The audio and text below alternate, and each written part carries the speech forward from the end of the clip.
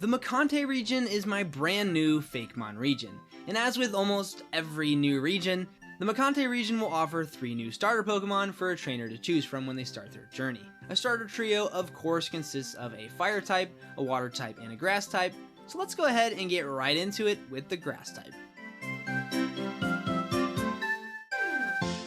The Makante region, being partially Midwest and partially West inspired, will take a lot of inspiration from the nature found in those parts of the United States.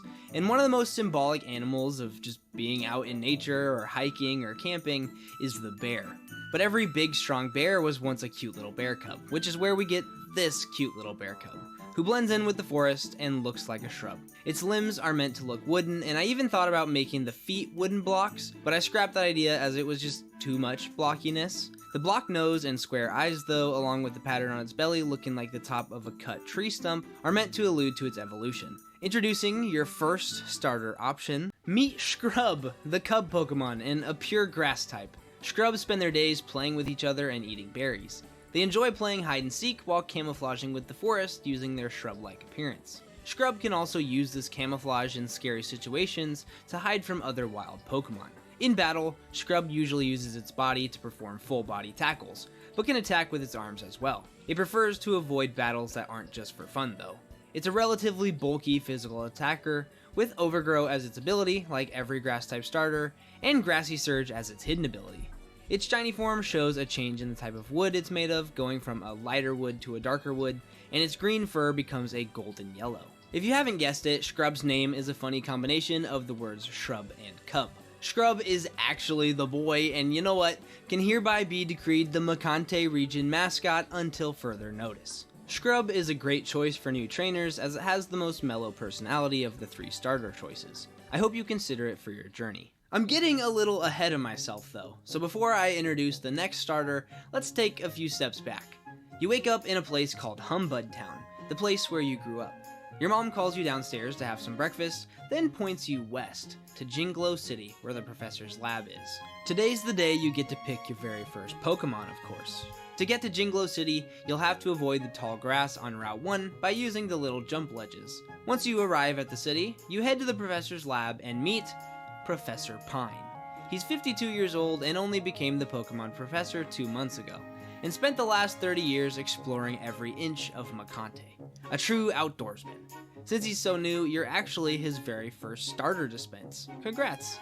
He'll make a joke and ask if you're ready to choose your first partner Pokemon.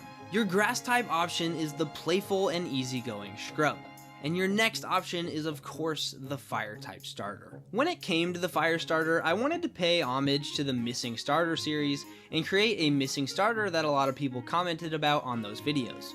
When I said that we had plenty of bird starters, a lot of people pointed out that the birds can be split into 2 groups, flight capable and flightless. The water types have one of each, with Piplup and Quaxly, though Quaxly doesn't technically have the flying type. The grass type has Rowlet, which actually does have the flying type, and the fire type has Torchic, which is flightless.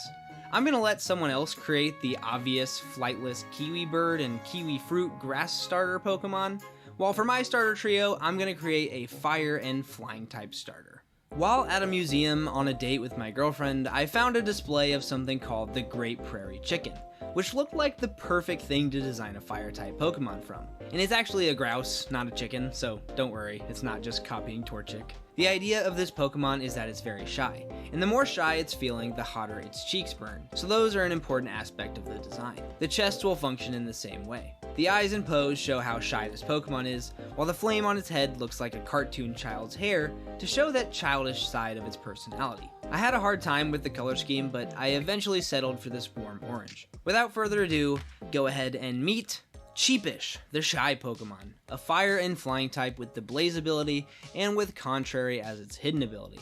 Its name comes from Cheeper, the name of a baby greater prairie chicken, and Sheepish, meaning shy. Cheepish is embarrassed of everything it does and feels especially self-conscious in battle. The more embarrassed it gets, the brighter and hotter its cheeks and chest become. If it overheats, a loud pop will be heard as smoke spews from its mouth. This Pokemon is mainly a speedy special attacker, as it would rather stay far away from an opponent. Its shiny is a nice red, with yellow for the cheeks to mimic the real Greater Prairie Chicken. I hope I did a good enough job on this one. It was tough making a Firebird that wasn't too much like Torchic, but also wasn't getting too close to ending up like Talonflame, so I tried my best, though it's probably the weakest starter of the first stages. Due to Cheapish's aversion to battle, it's the most difficult starter to train in the Makante region, but a skilled trainer will be rewarded in the end. Just like you will be rewarded if you subscribe to the channel, because you'll get to see more Fakemon content from me from time to time as long as I'm still kicking. And if you want to reward me for making a video you're enjoying, go ahead and hit that like button right after you subscribe. Finally, leave a comment with your starter choice after I show you the water type, as I try to respond to every single one because I just love reading your comments. Speaking of that water type though, let's go ahead and get right into it.